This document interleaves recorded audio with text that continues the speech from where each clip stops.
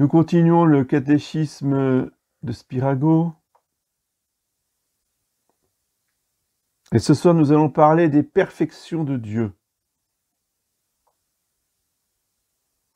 Nous attribuons à Dieu diverses perfections parce que sa perfection unique se reflète dans les créatures de diverses manières. Le soleil, en se levant, est tantôt pourpré, tantôt pâle. Il n'a pourtant qu'une seule et même lumière, dont les couleurs, cependant, varient d'après les vapeurs qui s'élèvent de la terre et se mettent entre le soleil et notre œil. Dieu n'a qu'une seule et même perfection. Il n'y a en lui aucune variété. Mais ses œuvres nous montrent cette perfection de diverses manières. Un paysage, tout en restant le même, apparaît différemment selon le point de vue.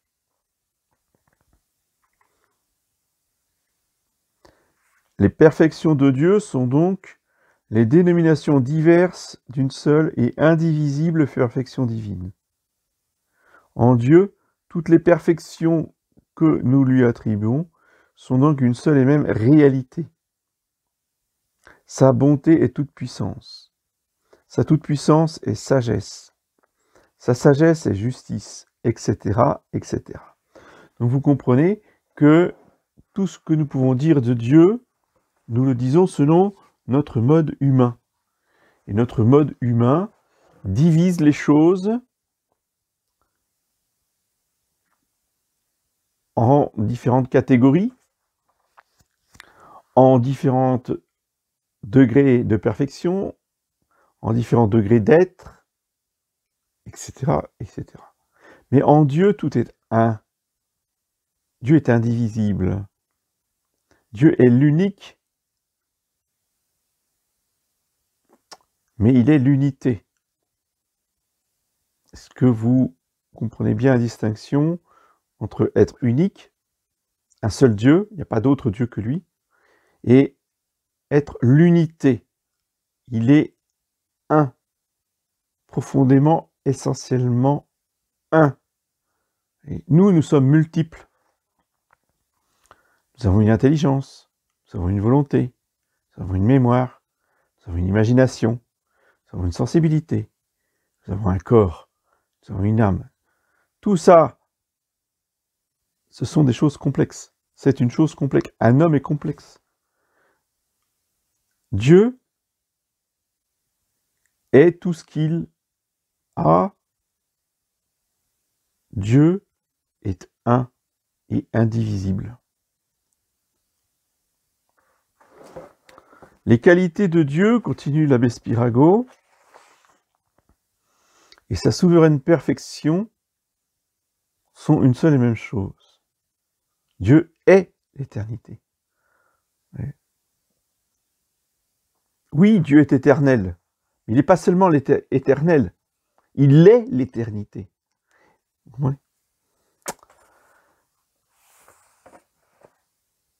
Dieu est tout-puissant, oui, mais il n'est pas simplement tout-puissant. Il est la toute-puissance, absolue, essentielle, infinie. Dieu est infiniment sage, mais il n'est pas simplement infiniment sage. Il est la sagesse, essentielle, absolue, éternelle, etc., etc. Il est donc impropre de dire « Dieu possède l'éternité » ou « Dieu possède la toute-puissance ».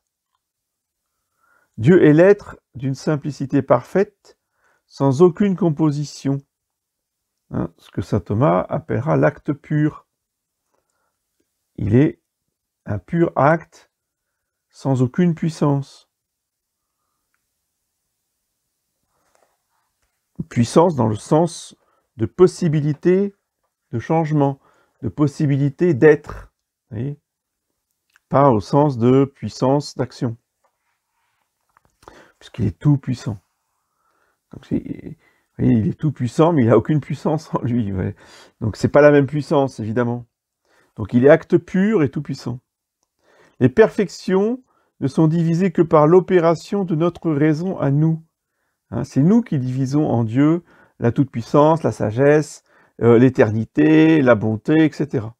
Et en Dieu, tout est un, tout est indivisible, tout est unité. Notre raison distingue les perfections divines en perfection de l'être, de l'intelligence et de la volonté de Dieu. Les perfections de l'être sont l'éternité, l'ubiquité, c'est-à-dire le fait d'être partout, l'immutabilité, le fait de ne jamais changer, d'être immuable. Les perfections de l'intelligence sont l'omniscience, Dieu sait tout, et la sagesse souveraine. Les perfections de la volonté sont la toute-puissance, la bonté suprême, la patience, la miséricorde, la sainteté, la justice, la véracité et la fidélité.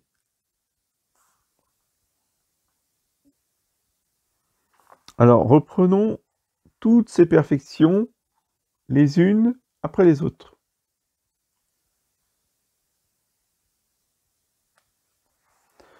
Dieu est être éternel, c'est-à-dire Dieu a toujours été et il sera toujours. Les paroles adressées par Dieu à Moïse, « Je suis celui qui est » Exode chapitre 3, expriment aussi son éternité. Dieu n'a jamais commencé comme les hommes. Il n'a pu être créé par personne, car il n'existe aucun être qui ne soit Dieu ou qui ait été fait par Dieu. Il serait absurde de dire que Dieu s'est fait lui-même. Si quelqu'un pouvait se faire lui-même, il existerait avant de devenir. Dieu existait avant l'univers, comme l'architecte existe avant la maison, comme l'horloger existe avant l'horloge. Dieu ne finira jamais. Comme c'est le sort des hommes, c'est pourquoi il s'appelle le Dieu vivant, le Dieu immortel. Dieu a été avant le temps et il restera toute l'éternité. Devant Dieu, il n'y a ni passé ni avenir. Il n'y a qu'un présent permanent.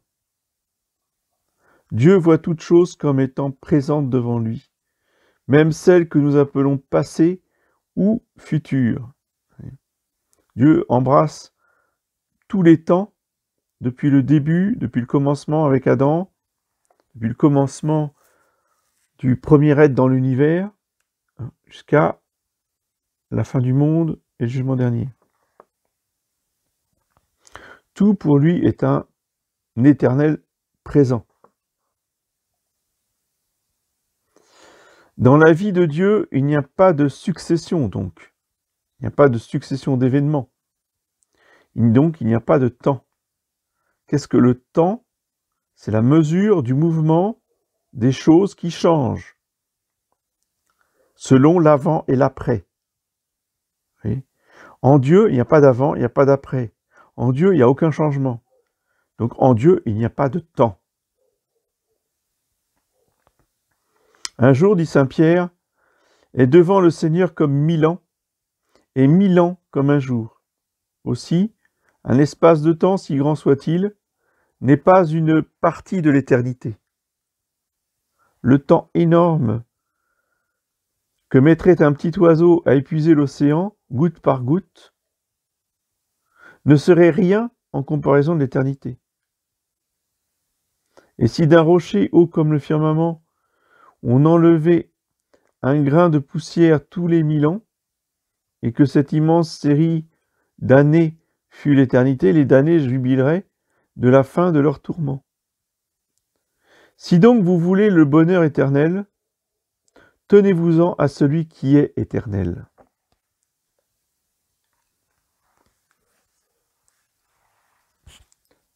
Deuxième perfection.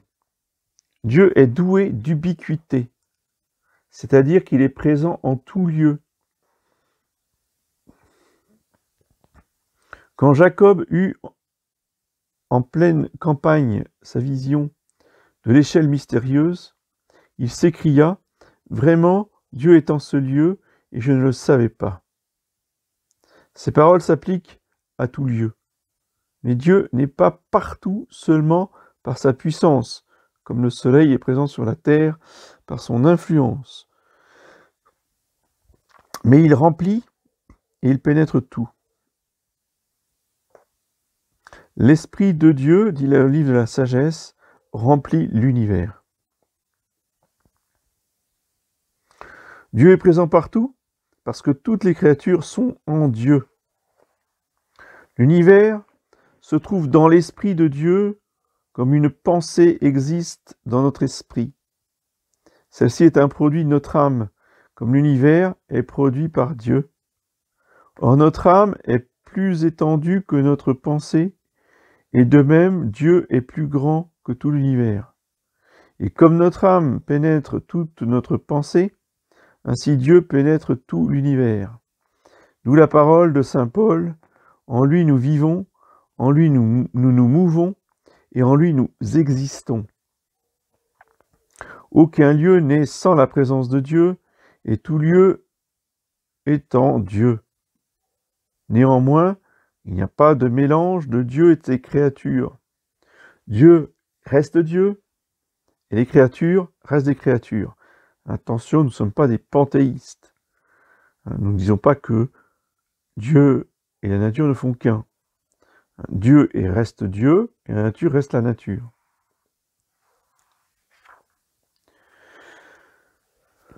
Dieu n'est cependant borné par aucun lieu, ni même par l'univers, puisqu'il est lui-même sans borne. Il est infini. Lors de la consécration du temple, Salomon s'écria « Puisque le ciel et les cieux des cieux ne peuvent vous contenir, à plus forte raison, ce ne sera pas la maison que je vous ai bâtie qui va vous contenir. L'infini ne peut pas être dans un espace mesurable. Celui qui renferme tout en soi ne peut pas être renfermé en un lieu. Les corps seuls sont renfermés dans un lieu. Les esprits, au contraire, ne sont pas renfermés dans un lieu, mais ne peuvent agir en plusieurs lieux. Leurs opérations sont donc bornées à un lieu déterminé. Il n'en est pas ainsi de Dieu. Dieu est partout, puisqu'il est en tout lieu, et nulle part, puisque il n'est borné par aucun lieu. Il est près et il est éloigné de nous, en nous et pourtant hors de nous. Toute la création est en lui, sans que pourtant lui soit dans la création. Ah, c'est intéressant comme expression. C'est une expression de saint Éphrem, un père de l'Église. Je répète, il est près de nous et en même temps il est éloigné de nous. Il est en nous et pourtant il est hors de nous. Toute la création est en Dieu, sans que pourtant Dieu soit en sa création. Cependant, Dieu est sans extension dans l'espace et se trouve par conséquent tout entier en chaque endroit. Quoique Dieu soit plus grand que tout l'univers, sa grandeur ne ressemble pas à la distance du ciel et de la terre. Dieu est sans étendue. Il n'est donc pas répandu dans l'espace, comme s'il était à moitié dans le ciel et à moitié sur la terre. Il est partout et il est partout tout entier. C'est comme dans l'Eucharistie. Il est tout entier dans l'hostie et il est tout entier dans la moindre parcelle de l'hostie. Il est tout entier au ciel, il est tout entier sur la terre. Il est tout entier au ciel seul et tout entier en chaque lieu du ciel et de la terre. L'âme humaine aussi remplit le corps tout entier. Elle est tout entière dans chaque partie du corps et cependant, elle n'a point d'extension dans l'espace.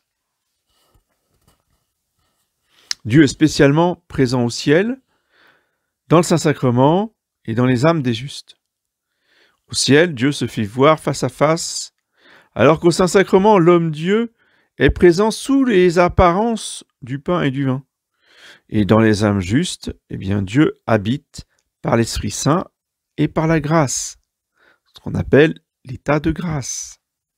Quoique les rois de la terre habitent leur palais tout entier, ils n'ont cependant qu'une salle de trône et où ils donnent solennellement des audiences et ils distribuent publiquement leur faveur.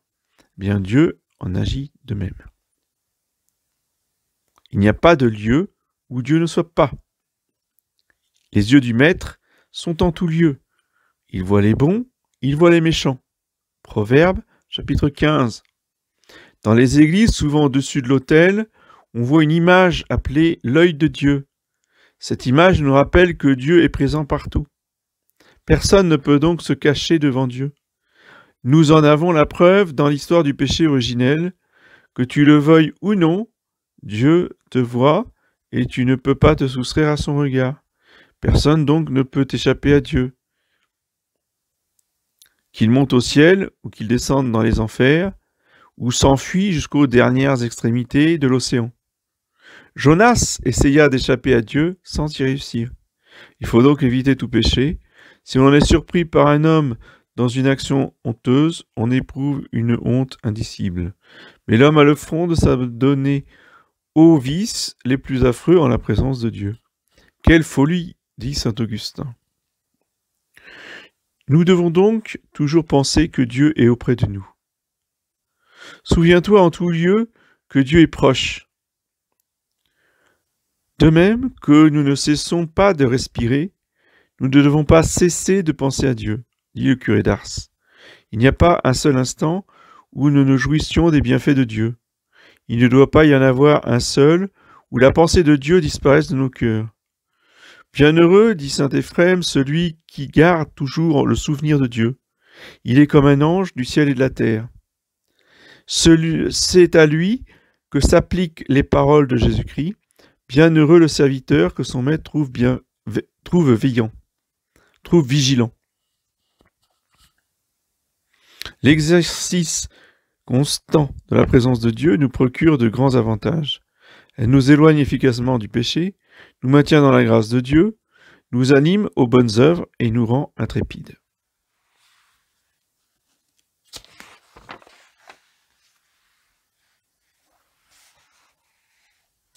L'exercice de la présence de Dieu donne des forces dans les tentations et nous retient sur la pente du péché, tel le patriarche Joseph chez Putiphar, la femme de Pharaon. Les soldats combattent plus vaillamment sous les yeux de leur roi, précisément parce qu'à cause de sa présence, il peut les punir ou bien les récompenser. Avec quelle dignité ne se comporte-t-on pas devant un prince, à plus forte raison, quand on se sait en la présence de Dieu. Quiconque pense à la présence de Dieu ne péchera jamais. Il tombera aussi peu dans le péché que celui-là n'y tombe qui s'accroche à un objet solide. Cet exercice est donc le meilleur moyen de persévérer dans la grâce de Dieu. Celui qui marche toujours en la présence de Dieu ne perdra jamais l'amour de Dieu. Il le perdra aussi peu qu'on ne perd un objet précieux en le serrant toujours fortement dans sa main. Cet exercice augmente aussi notre zèle pour le bien. Et il conduit par conséquent à toutes les vertus. La pensée que Dieu nous observe agit sur nous comme l'œil du Maître nous fait remplir notre devoir avec plus de zèle et d'exactitude. Plus on est près de la source, plus l'eau est limpide, plus le feu est proche, plus la chaleur est grande. Et plus Dieu est près de nous, par un souvenir continuel de sa présence, plus nous serons parfaits tant que la branche est unie au tronc, elle porte des fruits, et tant que le chrétien est spirituellement uni à Dieu, il produit des fruits nombreux pour la vie éternelle. Cet exercice nous rend enfin intrépides. Saint Jean Chrysostome répondit à l'impératrice Eudoxie qui le menaçait d'exil, « Vous ne pourriez m'effrayer que si vous pouviez m'envoyer en un lieu où Dieu ne serait pas. » Et David disait, « Si même je marchais à l'ombre de la mort, c'est-à-dire dans les dangers de mort, je ne craindrai aucun mal, parce que vous êtes près de moi. » Psaume 22. Si donc vous avez peur d'aller quelque part, seul, songez que Dieu est partout présent.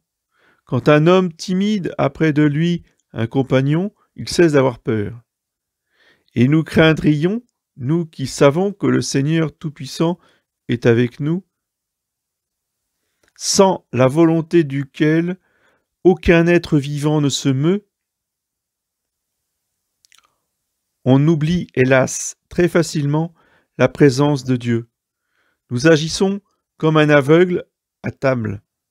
Quand on lui fait remarquer la présence d'un convive distingué, il se tient respectueusement, puis quelques instants après, il se tient de nouveau mal, parce qu'il ne voit pas le convive et oublie bientôt sa présence.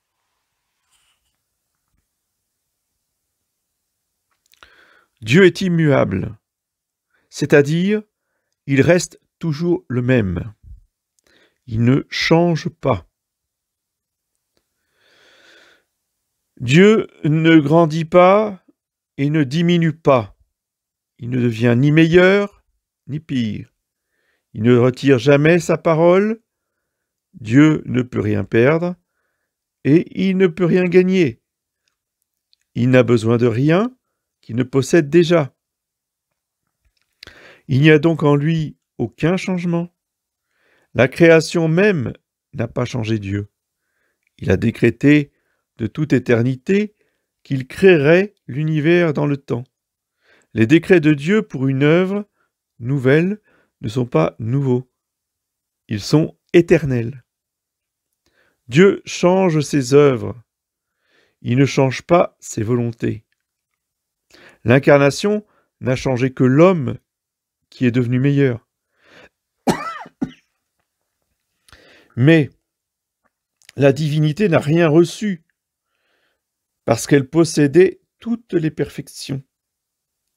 Elle n'a rien perdu non plus, aussi peu que le soleil, quand il est caché par un nuage, ne perd rien de sa chaleur. Notre pensée ne change pas en se développant de la parole extérieure. Et Dieu n'a pas changé en se revêtant de l'humanité. Dieu ne change pas non plus en punissant les pécheurs. Ce n'est pas Dieu qui change, ce sont les hommes qui changent. Tant qu'Adam et Ève ne péchèrent pas, ils furent heureux. Après leur péché, ils devinrent tristes. Eux avaient changé, mais Dieu était resté le même. Quand le cœur est bon, il perçoit Dieu dans son infinie charité et son infinie amabilité. Quand le cœur est mauvais, il perçoit Dieu immuable, le juge courroucé et vengeur.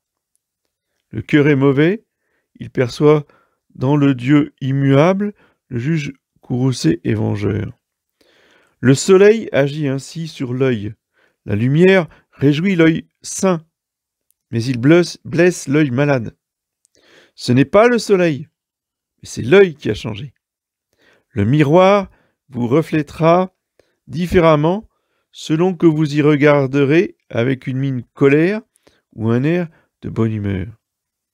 Le miroir est resté tel quel, mais non pas l'homme qui se regarde dedans. Quand le soleil luit à travers des vitraux de couleurs, ses rayons en empruntent les couleurs. Le soleil en lui-même n'a pas changé. Ses rayons seuls sont devenus différents. Dieu ne change pas davantage. Quand il récompense, Dieu alors ne modifie pas ses décrets, l'homme a changé ses œuvres. Quand l'Écriture sainte dit que Dieu se repentit d'avoir créé l'homme, que Dieu se fâche, Elle ne fait que s'accommoder à notre manière de parler. Mais Dieu, lui, ne change pas. Dieu est omniscient, c'est-à-dire que Dieu sait tout. Il sait le passé, il sait le présent, il sait l'avenir, même nos plus secrètes pensées.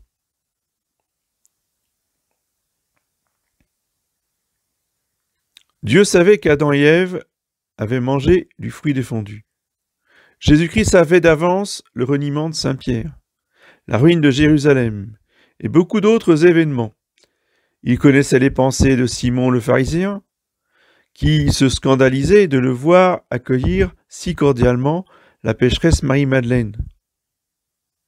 La divinité ressemble à un miroir d'une grandeur et d'une limpidité infinie. Toutes nos opérations s'y reflètent. Dieu regarde du haut du ciel et il voit tous les enfants des hommes. Ses yeux sont plus éclatants que le soleil. Celui qui a fait l'oreille n'entendrait-il pas? Et celui qui a fait l'œil ne verrait-il pas? Nulle créature n'est cachée devant lui. Dieu voit ce qui est secret, et il voit ce que je fais beaucoup mieux que moi-même. Dieu voit simultanément le passé, le présent et l'avenir. Comme le sommet d'une montagne, nous voyons tout le paysage d'un coup d'œil. Dieu, devant l'avenir, est déjà accompli. Devant Dieu, l'avenir est déjà accompli. Il ne s'ensuit pas pour l'homme qu'il fasse fatalement le mal que Dieu prévoit. Il en est de même quand de loin, nous voyons un homme qui se tue. Nous l'apercevons parce qu'il le fait, mais il ne le fait pas parce que nous le voyons. Le passé, qui est dans ma mémoire, n'est pas arrivé à cause de cela. De même, ce que Dieu voit dans l'avenir n'arrive pas fatalement parce qu'il en a la prévision. Quand Dieu prévoit la damnation des hommes, il n'est pas la cause de la damnation des hommes. Le médecin, lui, aussi, selon la marge de la maladie, prévoit la mort du malade. Il n'en est pas, pour cela, la cause. Le savant Don Scott passait un jour après d'un paysan qui blasphémait horriblement. Il le supplia de ne pas s'exposer si légèrement à l'enfer. « Dieu, répliqua le paysan, c'est tout. S'il a résolu de me faire aller au ciel, j'y arriverai.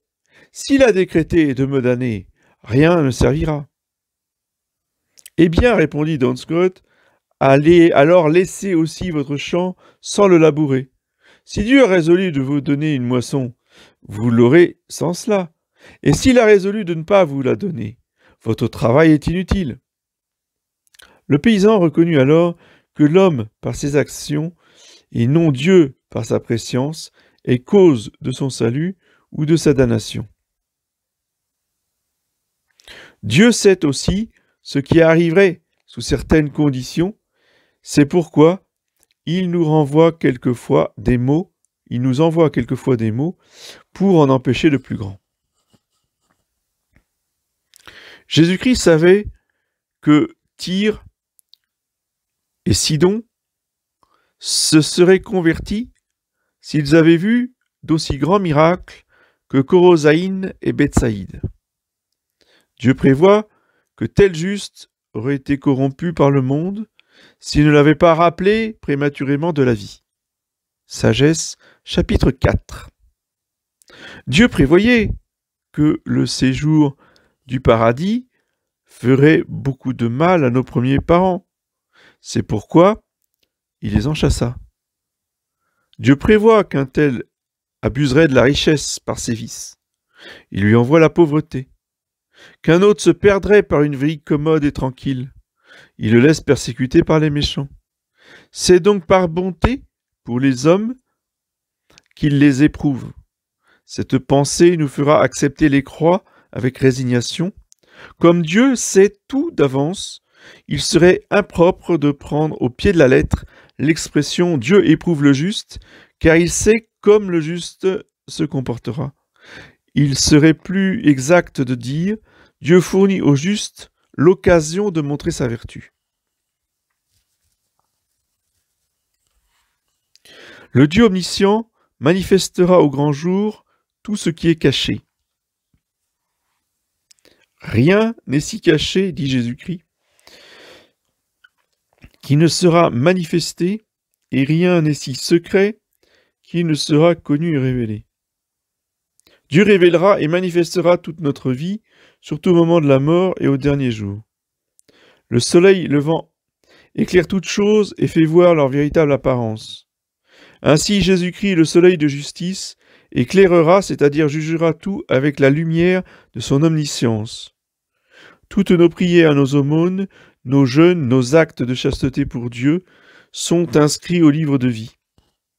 Il faut donc souvent penser à l'omniscience de Dieu, surtout au moment de la tentation, et ensuite quand nous souffrirons injustement.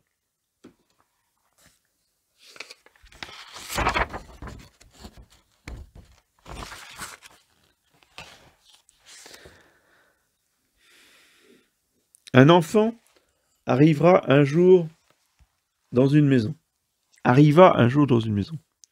Se croyant seul, il eut la tentation de prendre des pommes qui se trouvaient là.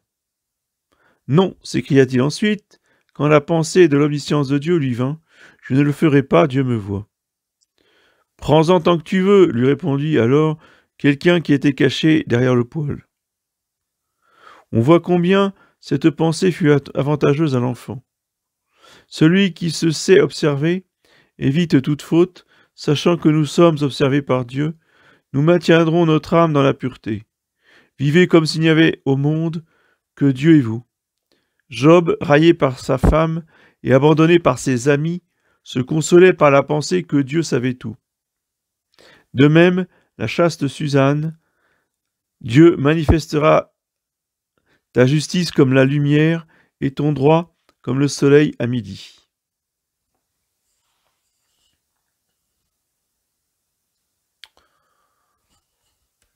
Voilà, nous allons arrêter là pour ce soir. Nous continuerons la prochaine fois les perfections divines, parce que il y en a encore pas mal à énumérer. Est-ce qu'il y a des questions ?